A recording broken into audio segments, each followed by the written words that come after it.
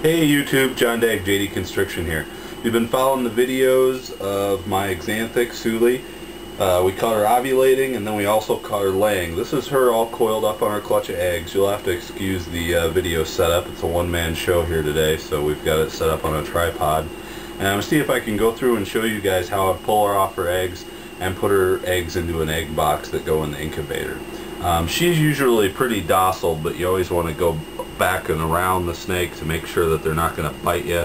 Sometimes they're a little faster than you are. But then carefully unwrap her around the eggs. After you get her out, you always want to take them and palpate them just to make sure that everything's out of them and you won't have any issues with being egg bound or anything left inside of them.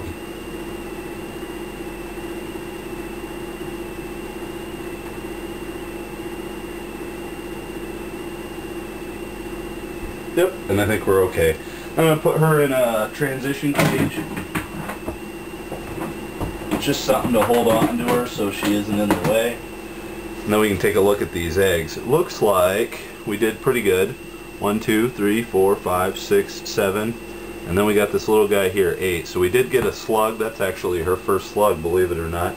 And we're one less than last year, which is a little bit of a downer. Now, based on the slug and the fact that we have less eggs than she's had before, this is her 4th year breeding. So she's usually been a 9-egg steak for me. Her very first year out, actually, she laid 10 eggs for me, and 1 died.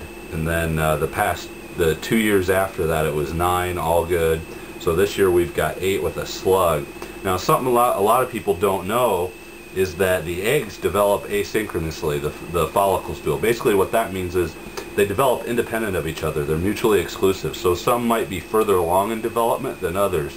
And how you get these slugs is when they ovulate, it's either too soon or too late in the process where the egg has either reached the point which it should ovulate and gone past it, or hasn't quite reached that stage yet. There's a window there where the egg needs to, or the follicle rather, the female needs to ovulate to turn into a good egg.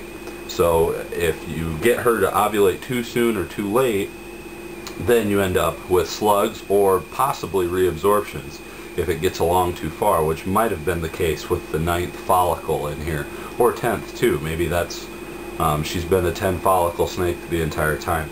Palpating is a big problem with producing slugs. You know, I'm messing with them, and if they're not able to tolerate that, they'll prematurely ovulate, and that's how you sometimes get these slugs. The other things are obviously temperature. You raise the temperature up too hot, too soon, and they'll ovulate prematurely. So at any rate, well, I'm a little disappointed to only see 7 good eggs, but I'll take 7 over none for sure. And we're going to get these all set up in an egg box, see if I can't clear off some space. As you can see that she made a nice little nest in here. I like to put the sphagnum moss in here just to give them another little thing on top of the Santa chips, to something to bury in and keep the humidity up when they are going through laying their eggs. For egg boxes, I think these are 18 quart Sterilite View boxes or something like that, snap top. They're pretty nice. I've been using these for a number of years. They're easy to keep the humidity in with the substrateless incubation,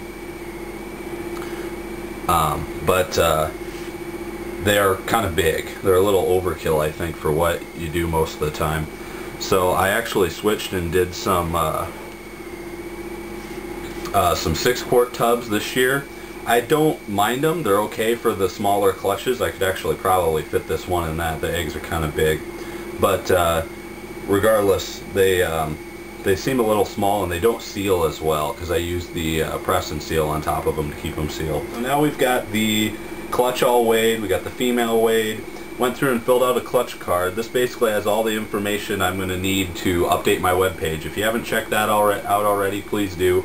I think it's a pretty neat setup. I really like it. It has all the egg data, picture of the female on the eggs, which I already took before I started this video, and pretty much everything about the clutch. That's where it's going to have all the updates and pictures and stuff of what these clutches end up hatching out. So anyway, all this information will get written on with wax marker on the front of this, and then this is going to be used to enter all my data on my web page as well as on my internal electronic documentation. I basically keep spreadsheets of all my clutch data every year so I can get some stats data and all that. Anyway, we're going to button these guys up. They're pretty much ready to go. I use press and seal for the lid just to make sure it seals really well. And like I said before, the 6-quart tubs, these tend to not seal as well. These bigger tubs seal really well. After I get this thrown in the incubator, go through, wash Mom off, clean out her tub really well, use a scrubber on the top of her cage and everything, basically make sure it's really sanitized so she gets back on food for me, and then pretty much be ready to go. Shouldn't be too much longer. The rest of the clutches here are going to get laid, and then it's going to be an exciting time of year come July when these things start hatching. Anyway, keep an eye out. This guy is due this 21st of July, so probably about that time I'll have a clutch update with this and maybe a few others during the month of July. So keep posted. Thanks for watching, and see you later.